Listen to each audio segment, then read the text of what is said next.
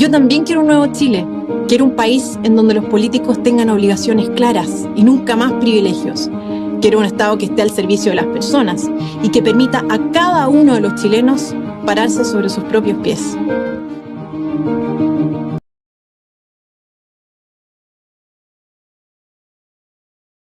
Aceptar la... Gracias por aceptar la invitación. Perfecto. Sí. Sí. No, gracias a ti porque bueno que te interesaste. Pero no, yo decidí escribirte a ti como fuiste candidata. Y hiciste una muy buena campaña, así que felicitaciones. Muchas gracias. Muchas gracias. Tú ahí en el Maule tenías a la chica Maulina. Aquí salió Patricia Labra.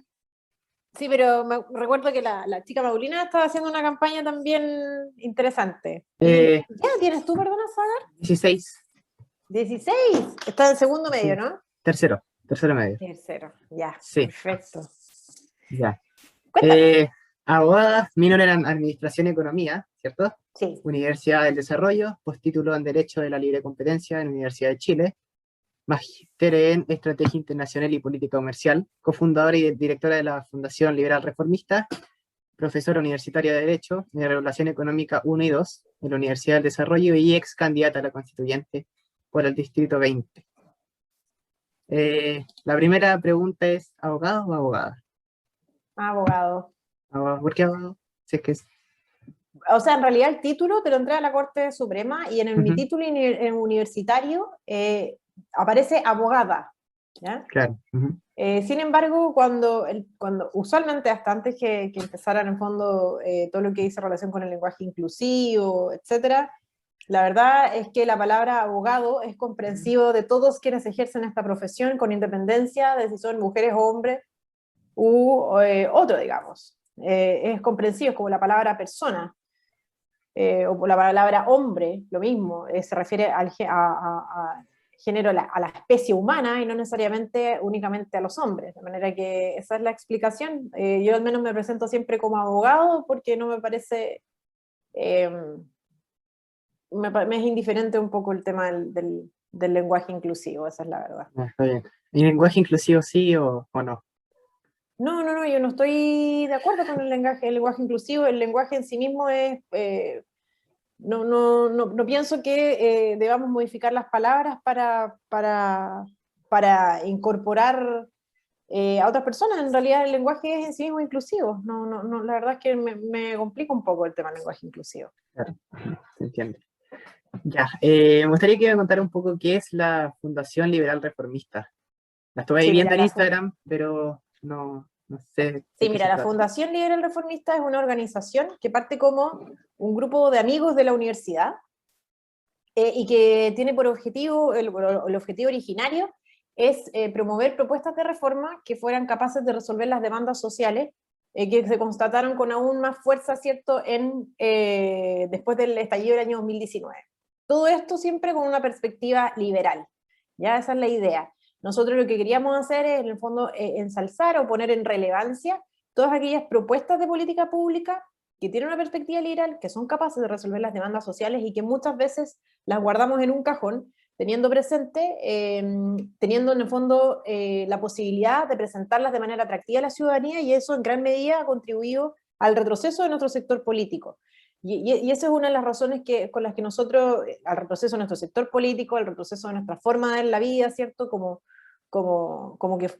que gozara de una inferioridad moral con respecto a las ideas de nuestros adversarios políticos que son la izquierda, y por lo tanto la Fundación tiene el objetivo un poco de la difusión de las ideas, pero enfocada en las políticas públicas.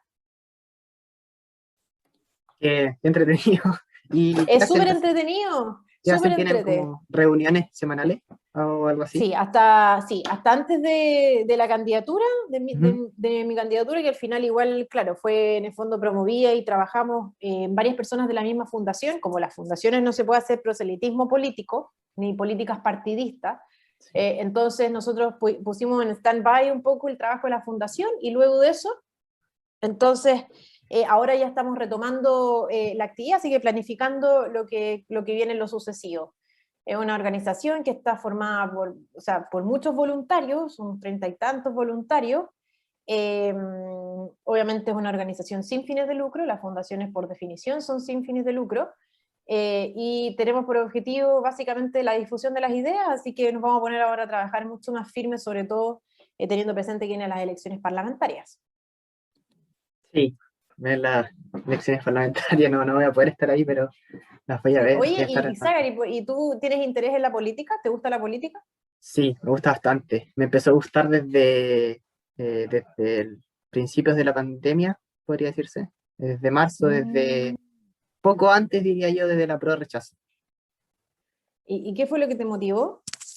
Me motivó eh, que no me expresaba, la verdad no tenía opinión de eso. Entonces, bueno, la verdad, no, fue tan de casualidad un día más, no sé si tú conoces a Manuel Danan, es un youtuber argentino, me apareció en YouTube, lo vi y empecé a ver todos sus videos. Después, no sé, él es amigo de Agustín Laje, después empecé a ver videos de Agustín Laje, después de Javier Milei, y todo de todo ello. Y después, bueno, me llevó a Chechirane, a ver ¿Y los Axel debates, Kaiser lo conoces? sí, también. Gloria, bueno, me llevó a Gloria Álvarez y después Gloria Álvarez me llevó a Axel Kaiser. Y después empecé a Mira, ver, imagínate, partiste de una que ver, al revés de los sí, cristianos. sí. Y después, bueno, me fui formando políticamente mi opinión y cosas así, hasta ahora, hasta la candidatura. Oye, Pero sí, y cómo te has planteado frente con tus compañeros o con tus amistades? Porque en el fondo, nuestros adversarios políticos son bastante más fuertes en lo que dice relación con los seguidores que tienen, y sí, no es fácil tampoco salir como el closet político. y digo todo lo que pienso. Me da absolutamente lo mismo si a alguien no le gusta o se incomoda. Porque si Sí, no pues. hablo no voy a poder decir nada. Entonces, por eso mismo. Sí, pues, y aparte que nos falta el compañero que te encuentra razón. Sí, bueno, ahora tengo que admitir que en este colegio son más de derecha que en mi Es que colegio pasado. El Maule Sí, es más de derecha, pues, así es lo que dicen usualmente, como más agrícola, sí, es más de derecha. sí, eso, bueno, eso me jugó a favor, la verdad. Pero no, bueno, a mí me da lo mismo si un amigo mío es de izquierda o derecha, va a ser mi amigo igual, obviamente. Sí, pues, sí. Pero de ahí se ve quién es tu amigo y quién no, la verdad. Sí, pues, mira, y no es algo nuevo, la verdad es que todos quienes hemos decidido salir del closet político y ni siquiera podemos decir que es algo relativo a tu edad. A mi edad, que tengo 32 años, también me ha pasado que he tenido muchos amigos que se han alejado porque consideran que mis ideas son totalitarias, medias fascistas, y cosas por el estilo. Entonces, para que tú veas que no es un tema de edades, también a nosotros los más viejos también nos pasa. Así que para que no te sientas tan mal. Y como tú bien dices, la verdad es que una amistad verdadera tolera las ideas del otro. Y bueno, la verdad es que Chile va a ir cada vez más, va a estar cada vez más politizado, así como tú sentiste la necesidad, ¿cierto?, de involucrarte más en la política, tener una opinión que evidentemente tiene que haber sido también por el contexto nacional que estábamos viviendo, ¿cierto?, de polarización, en donde tú sentiste la necesidad o tuviste como ¿cómo decirlo? Las ganas en el momento dado, ¿cierto?, de poder conocer, eso le está pasando a mucha gente, entonces yo creo que nos vamos a politizar mucho más de aquí en lo sucesivo. Sí. Bueno, también te quiero hacer la siguiente pregunta que tiene que ver con Ujú. eso. Vi en Instagram que tú dijiste que, bueno, como era independiente, pero fuiste por un cupo de la UDI, pero representaba a Ujú. la nueva derecha.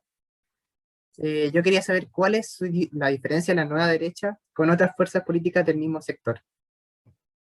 Sí, mira, hay varios elementos ahí. Primero, la nueva derecha es más que político, es un movimiento ciudadano que lentamente comienza a transitar a la política, ¿ya? Y que resurge con fuerza después del estallido del año 2019. Eso primero que todo.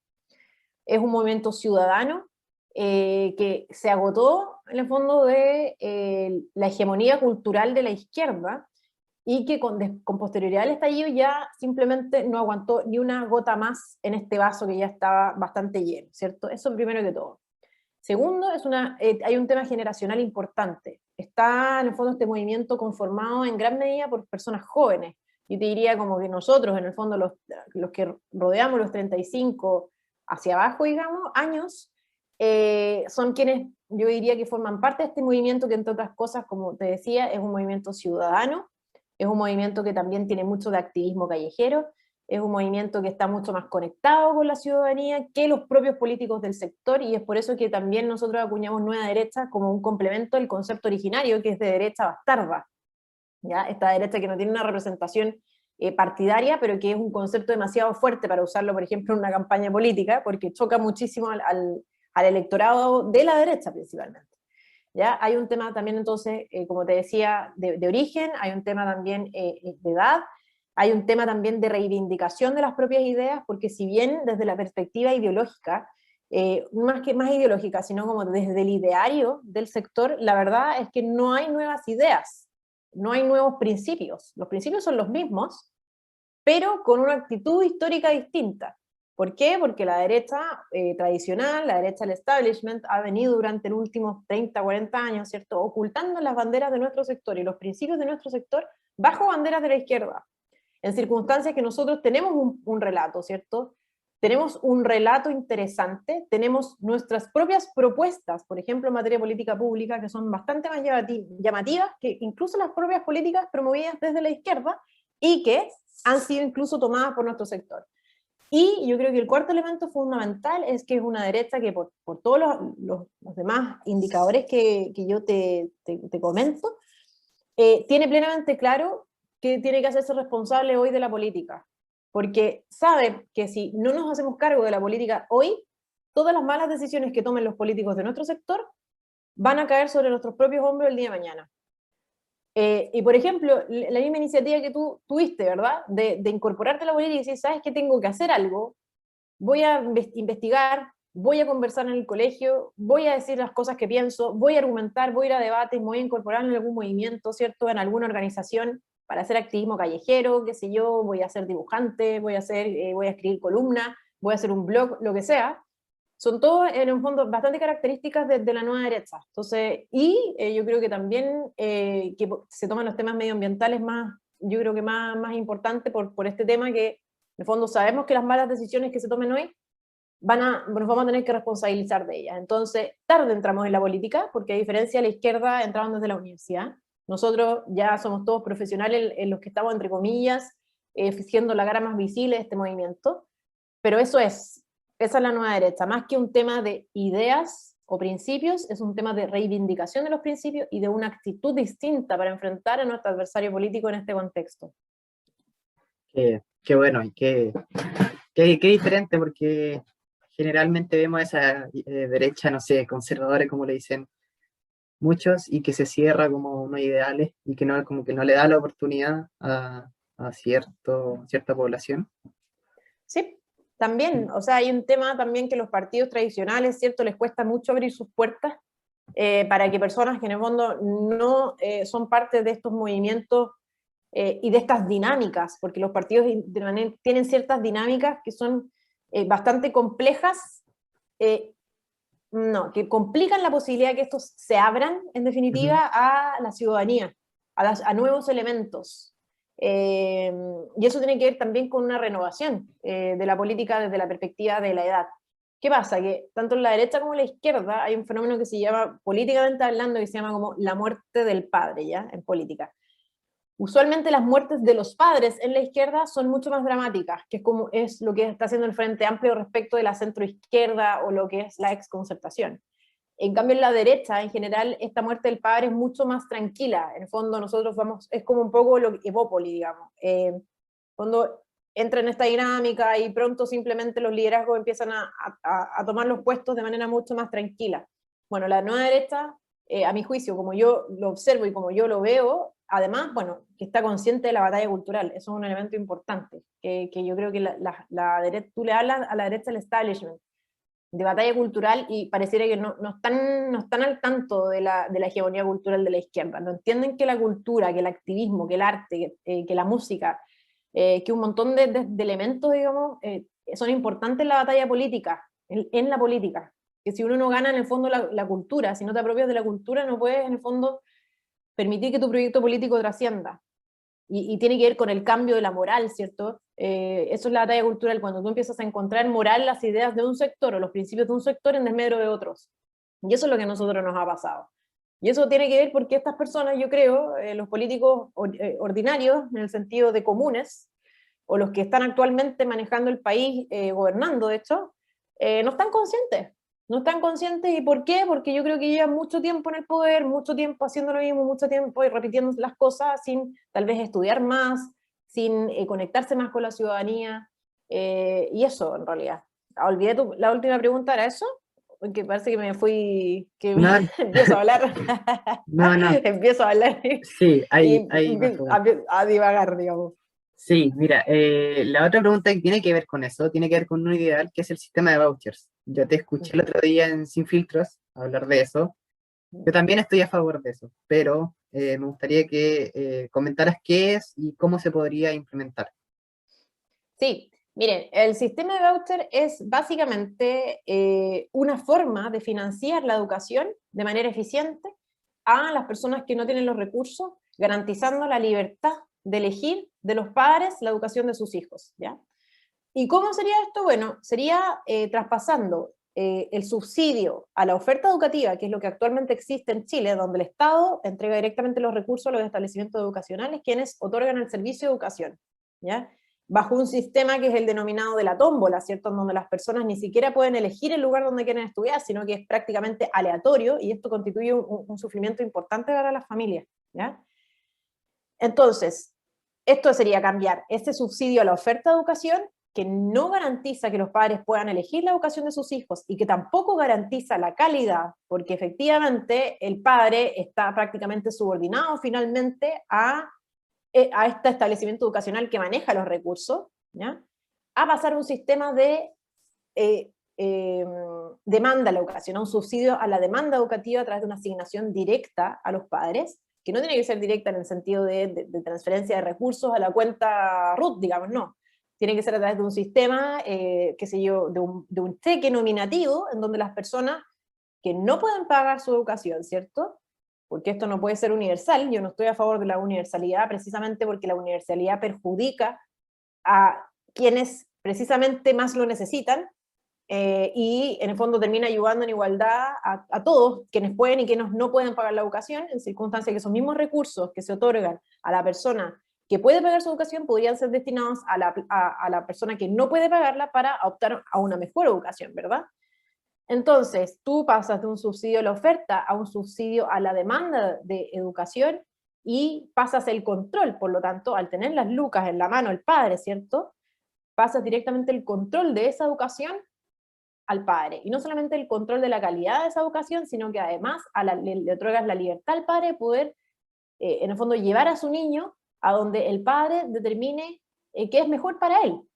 ¿Y esto por qué? Porque cuando uno analiza, incluso, estos son números súper, en el fondo, grandes números, ¿ah? No está el detalle, pero si uno, por ejemplo, eliminara al Ministerio de Educación hacia abajo presupuesto, y lo dividiéramos por la cantidad de niños cuya educación está financiada total o parcialmente por el Estado, pues tendríamos aproximadamente 270.000 pesos por alumno mensual.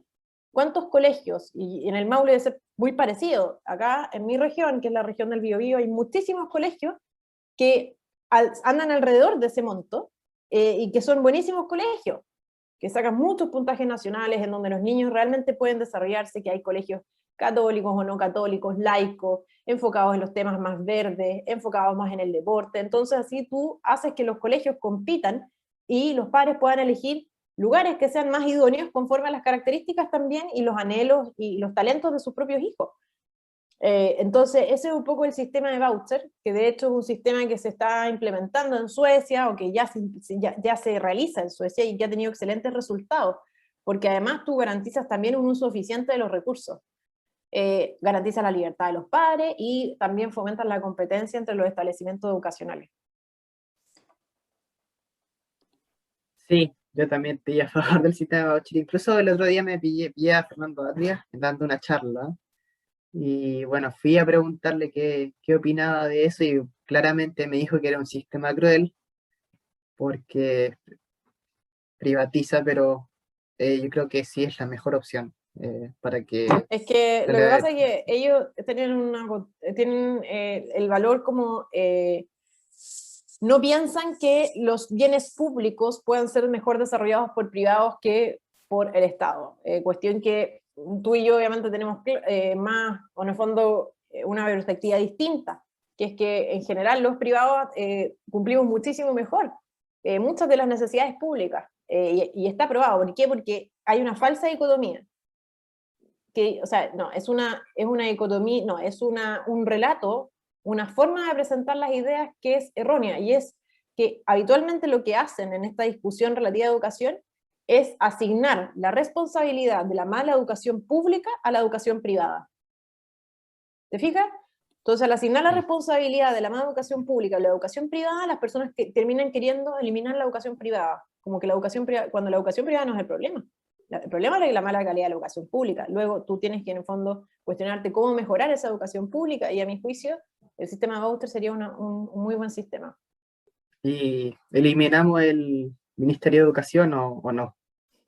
No, yo no soy ANCAP, digamos, no, yo soy liberal clásica, yo sí pienso que tiene que existir un Ministerio de Educación, pero sí un Ministerio de Educación que sea colaborador, y que al final del día no constituya una verdadera dificultad para el desarrollo libre de los distintos proyectos educativos. Ya, sí, está bien. Y la otra pregunta es que dentro de las especializaciones en Derecho, escogiste libre competencia, ¿cierto? Sí. ¿Por qué? ¿Por qué escogiste libre competencia? Es una casualidad, la verdad. Yo he estudiado de todo, me gusta todo. Imagínate que en la universidad yo también estudié paralelamente ciencias políticas. Entonces te va a ciencias políticas, relaciones internacionales, política comercial, tributario, y una de mis especializaciones es libre competencia. ¿Y por qué? Bueno, porque en Chile de partida creo en el libre mercado, y no hay y solo hay libre mercado en la medida que el Estado garantice la libre competencia. Y nosotros, aunque tú no lo creas, en Chile, nosotros teníamos una ley de libre competencia, el decreto ley 211 de 1973, que sancionaba con cárcel la colusión. ¿Ya? En esa época, la colusión, ¿cierto? Como el acuerdo que involucra competidores, ¿cierto? Destinado a fijar el precio, por ejemplo, de un producto, cuotas de mercado u otra variable comercial que sea relevante.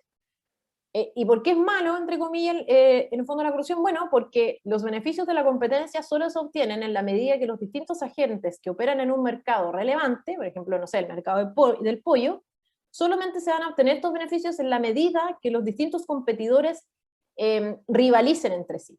¿Ya? Y esto es una cuestión bien típica. Si tú pones a dos personas a correr, las dos personas que están corriendo, si colaboran, en el fondo, si dicen, ¿sabes qué? Lleguemos a la meta juntos, no se van a esforzar al máximo, ¿cierto? No van a dar todo de sí para llevarse el premio. Simplemente van a decir, ya, lleguemos a la meta y nos dividimos el premio por la mitad. Luego tú no obtienes todos los beneficios de haber competido, ¿ya? Y la libre competencia, lo que busca al final del día es otorgar mejores bienes y servicios a los consumidores. Por lo tanto, si uno cree en el libre mercado, y cree que es necesario que el Estado garantice la libre competencia, entonces a mí era de cajón estudiar libre competencia, sobre todo porque desde el año 2015, 2009, más o menos, 2009, 2011, ya el 2016, se reincorpora la pena de cárcel para los casos de colusión. En Chile está en pleno desarrollo todo lo que dice relación con la libre competencia, ¿ya? Y va a ser cada vez más importante precisamente por las sanciones. ¿Por qué? Porque el Ricardo Lagos eliminó la pena de cárcel para los casos de colusión, y luego el 2016 se restablece nuevamente. Y por lo tanto, como la cárcel es en el fondo la pena más grave para este tipo para ilícitos como estos, digamos, es realmente disuasiva, y entonces la libre competencia en Chile se ha vuelto cada vez más importante. Y bueno, y yo tenía interés en eso, básicamente porque creo en el libre mercado, y también pienso que el libre mercado no se cuida solo, pues sí, es evidente que no es así, y por eso soy liberal clásica, porque me doy cuenta que en el fondo si tú dejas un mercado plenamente libre, muchas veces no se producen estos beneficios para consumir, los beneficios para los consumidores que derivan precisamente de la competencia permanente. Y atendido en el fondo la importancia y la relevancia que ha ido adquiriendo este tema, es que decidí estudiarlo desde la perspectiva jurídica. Así que eso lo estudié, y también hago clases en la universidad de eso, y lo mismo le digo a mi alumno, esto va a ser cada vez más importante porque las sanciones, además de la cárcel, se han establecido multas millonarias y se han modificado en el último tiempo de 10.000 unidades tributarias anuales a 30.000 y ya vamos en 60.000 de multa. Más indemnizaciones de perjuicio, más posibilidad de cárcel. Entonces, dentro de los próximos 3 años, diría yo, ya deberíamos tener los primeros casos de colusión con los responsables en la cárcel. ¿Por qué razón no tenemos casos hoy? Porque Ricardo Lagos derogó la pena de cárcel para los casos de colusión. Por lo tanto, todos los casos de colusión que han habido en el último tiempo, si no han sido sancionados con pena de cárcel, es precisamente gracias a Ricardo Lagos. Sí, bueno, gracias Ricardo Lagos, muchas cosas, la verdad. Sí, sí. ¿Influyó algo haber estudiado Derecho o Libre Competencia en la campaña? Sí, derecho sí, fíjate, porque la gente estaba muy consciente, o está muy consciente al menos de lo que yo percibí durante la campaña, de que está muy consciente acerca de que la Constitución no es una norma jurídica cualquiera. Y por lo tanto, muchas personas me preguntaban cuál era mi expertise, cuáles eran mis capacidades técnicas para poder participar de la Convención Constituyente. Y ser abogado en ese caso me sirvió muchísimo, porque las personas realmente entienden que la Constitución no es cualquier cosa, que tenían que haber expertos. Por lo tanto, para eso sí me sirvió, y también porque, claro, libre competencia tal vez no tanto, pero orden público económico, que básicamente son todos los principios constitucionales que garantizan que en Chile exista libre mercado. Yo enseño eso también en la universidad, que es Regulación Económica 1, donde uno enseña, qué sé yo, principio de primacía de la persona, libertad, propiedad, igualdad ante la ley, la propiedad sobre los recursos naturales, y así un montón de otras cosas, ¿cierto? Libertad para desarrollar actividades económicas, libre competencia, todos esos principios que son importantes. Sí, también me sirvió porque básicamente me permitió estar en una buena posición para poder debatir, defenderme, proponer ideas, enfrentar las ideas, explicar con mayor facilidad, así que esas son 2 cosas que me sirvieron.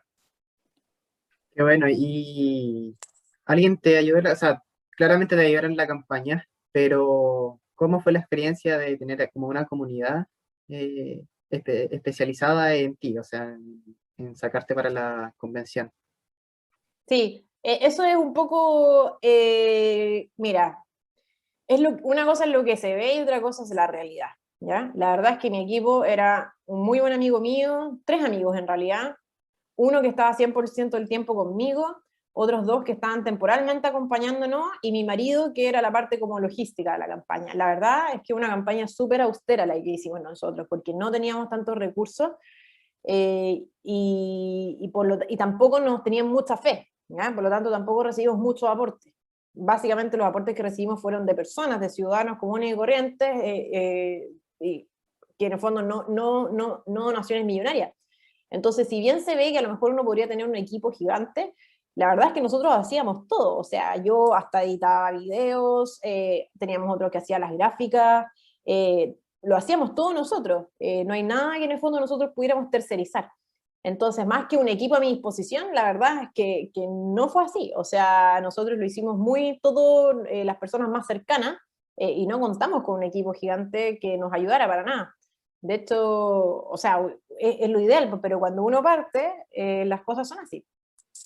Ahí la ODI no te ayuda en nada, Sí, sí, no, si la UDI me aportó un monto de dinero, ¿ya? Y luego, no me ayudó en nada más, básicamente. También nos ayudaron, estuvimos en la franja, digamos, y 3, 4 cosas, pero la verdad es que fue una campaña bastante solitaria.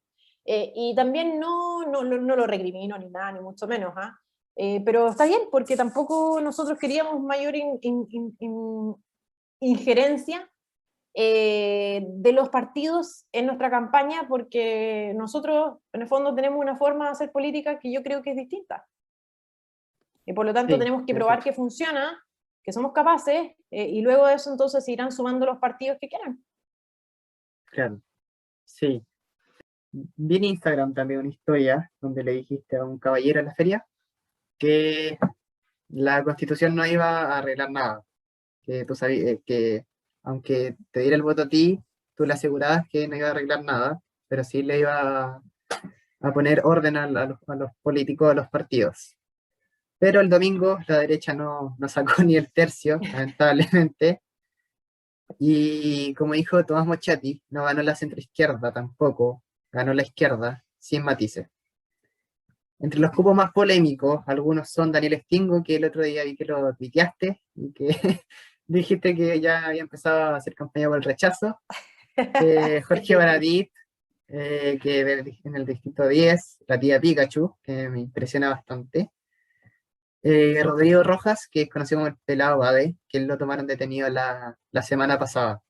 Solamente con escuchar esos nombres, ¿cómo ves la nueva constitución?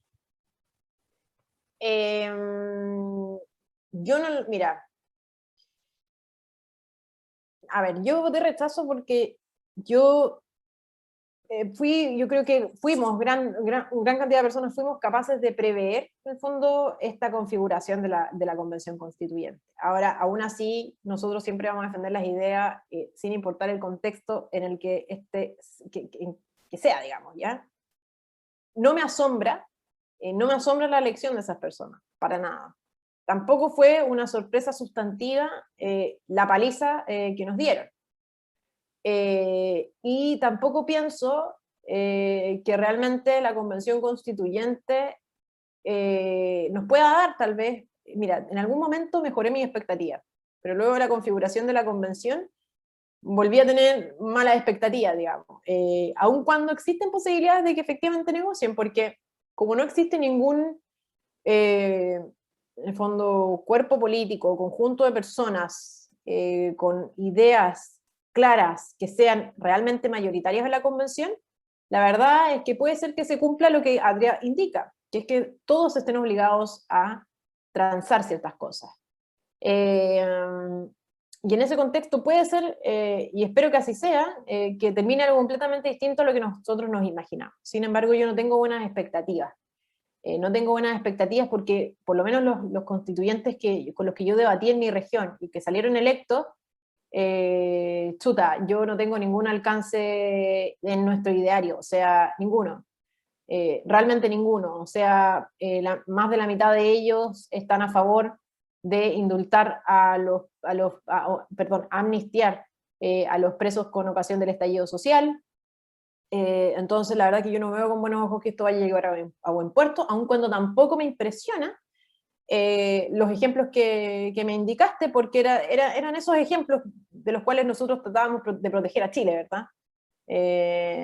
Pero esto tampoco va a ser muy largo. La verdad es que la depreciación ha sido súper acelerada, y bueno, nosotros tenemos que seguir trabajando desde la sociedad civil, porque de hecho yo también pienso, y lo digo obviamente habiendo perdido, yo quería estar en la Convención Constituyente, pero habiendo perdido, creo que, y lo digo de corazón, creo que estoy en el lugar que tengo que estar, en la sociedad civil y dando la batalla por las ideas fuera de la Convención Constituyente, porque va a ser muy importante grupos como el nuestro, y así como nosotros, muchísimos más grupos a nivel nacional que están trabajando y nadando en el fondo para el mismo lado.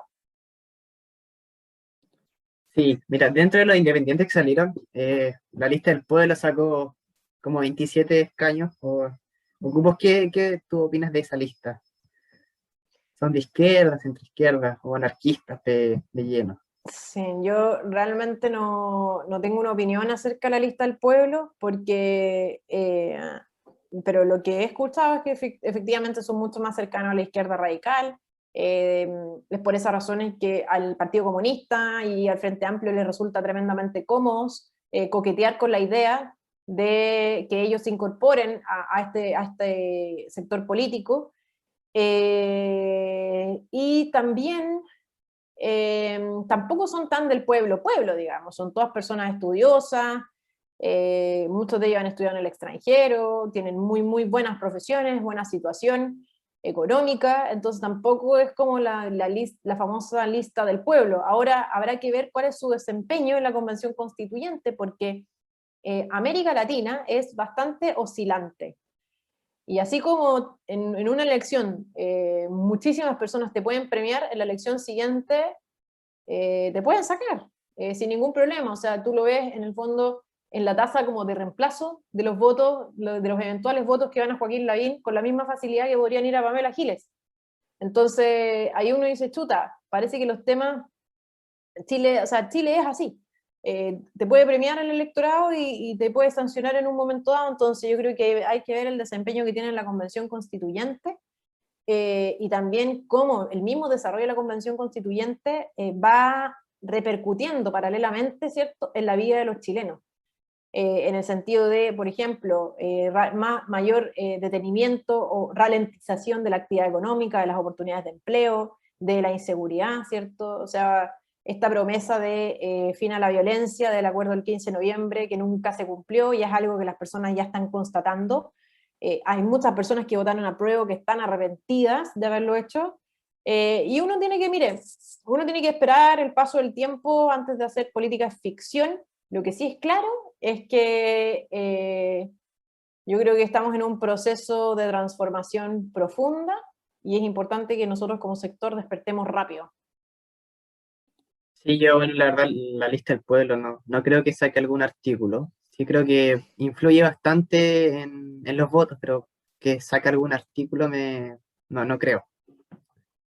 Ahora, habrá que ver, porque además son muy heterogéneos. Su única causa común es casi que como la dinamitación, no, perdón,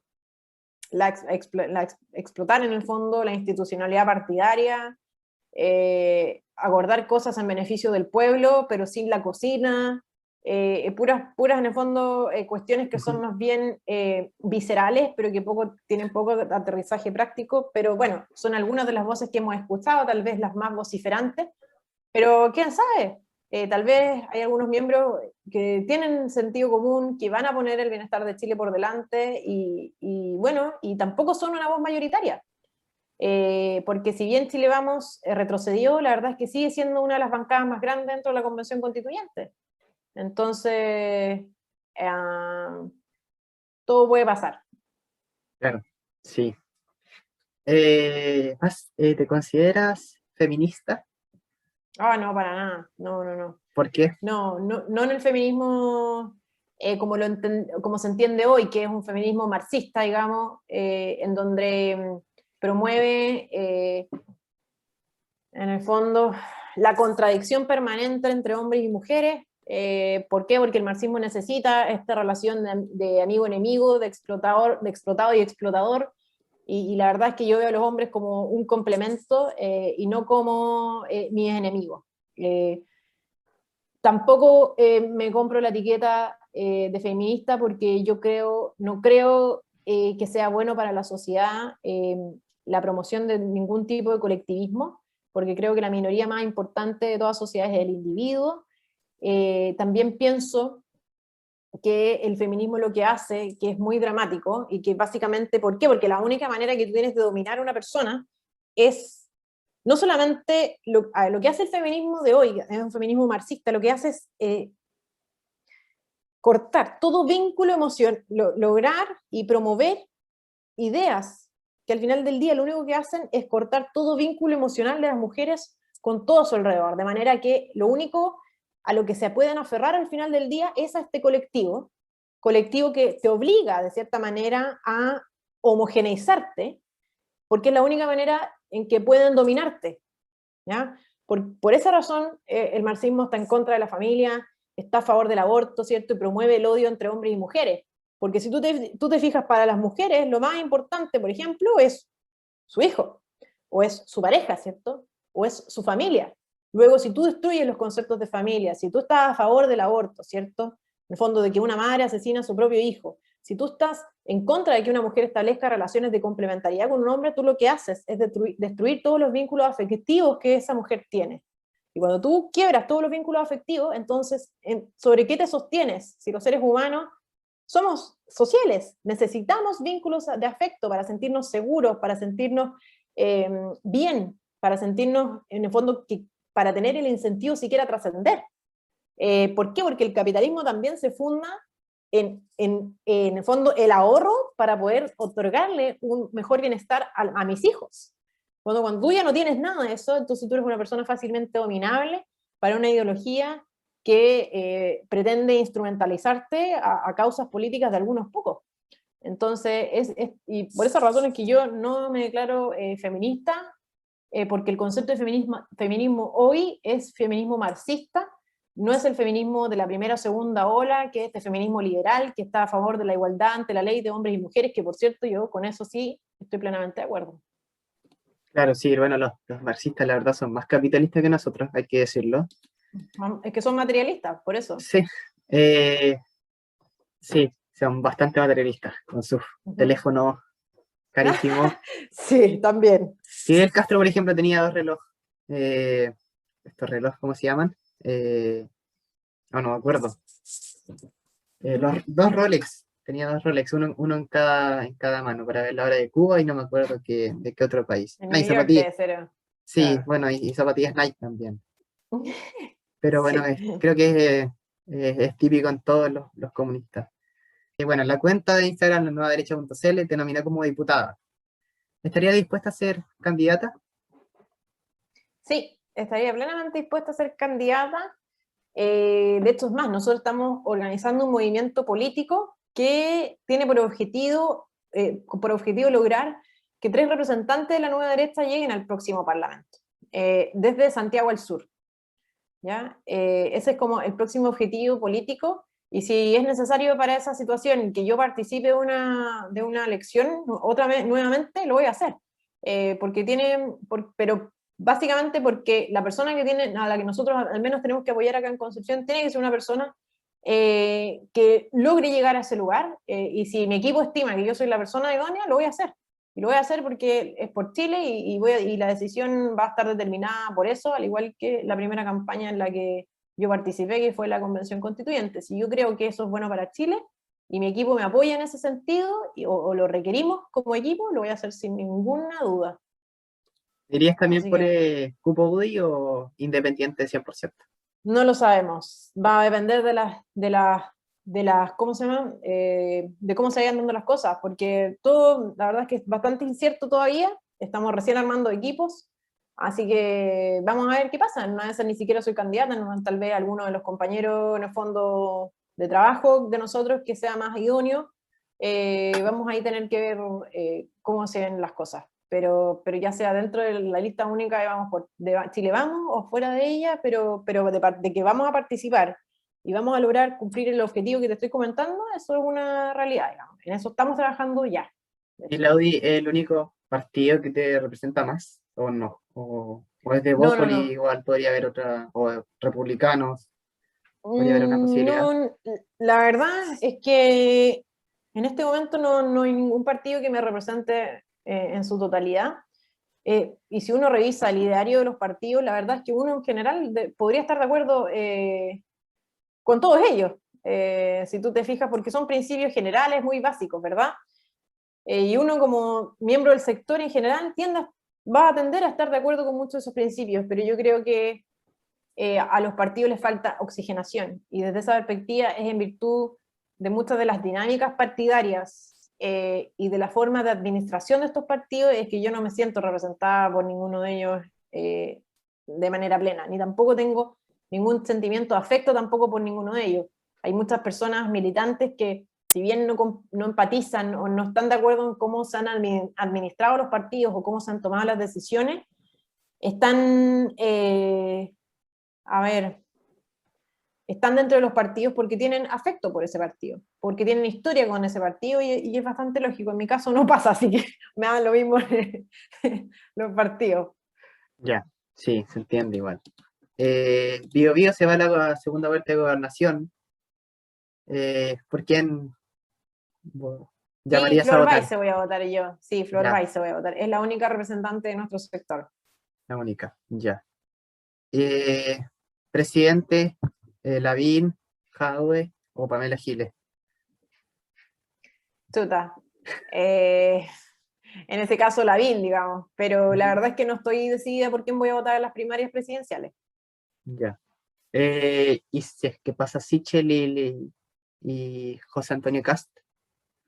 Es que va a depender muchísimo de las campañas que hagan. O Ya. sea, a mí me gusta mucho José Antonio Cast, yo creo que en la Ujú. primaria voy a votar por él.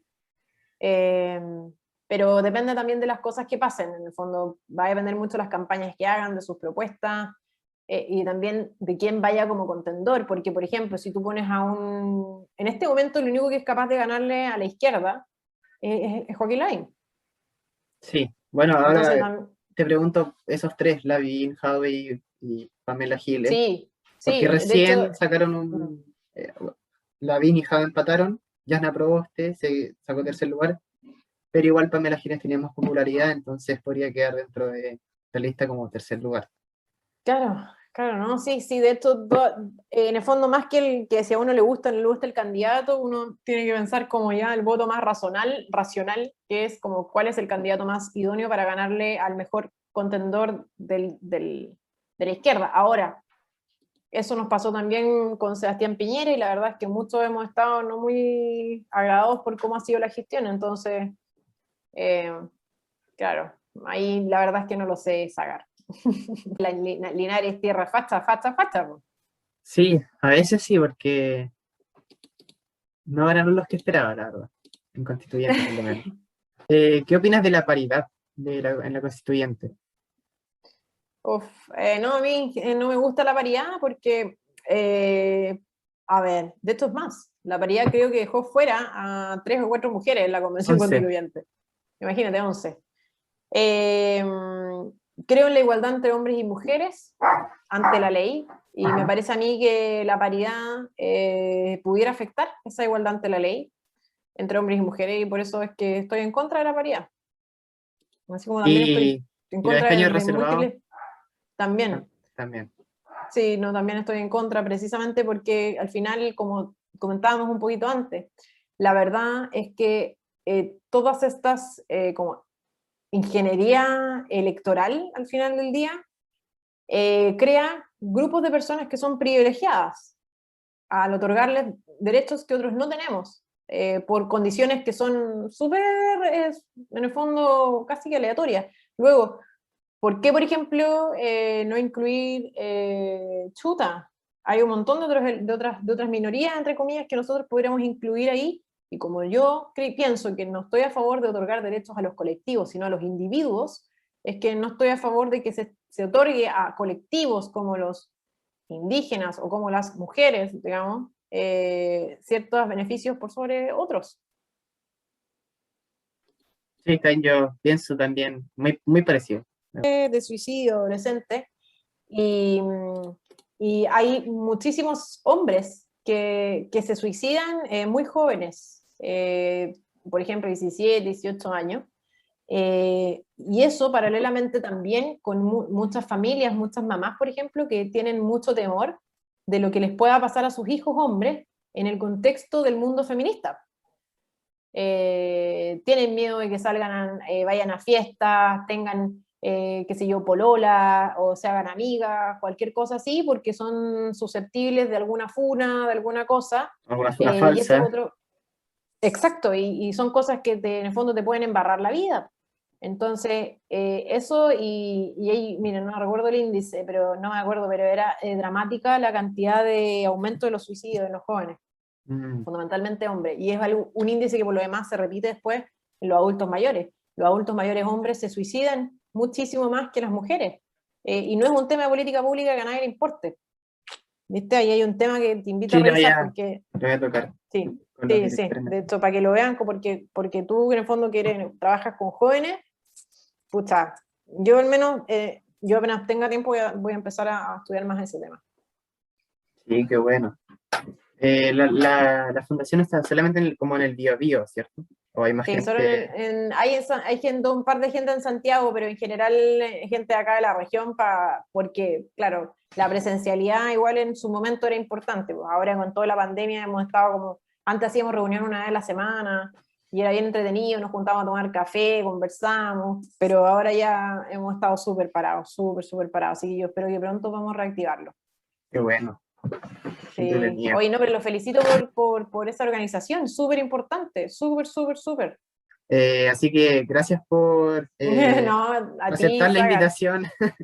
No, Obvio, siempre. Cuenta sí, conmigo cuando lo muchas necesiten. gracias.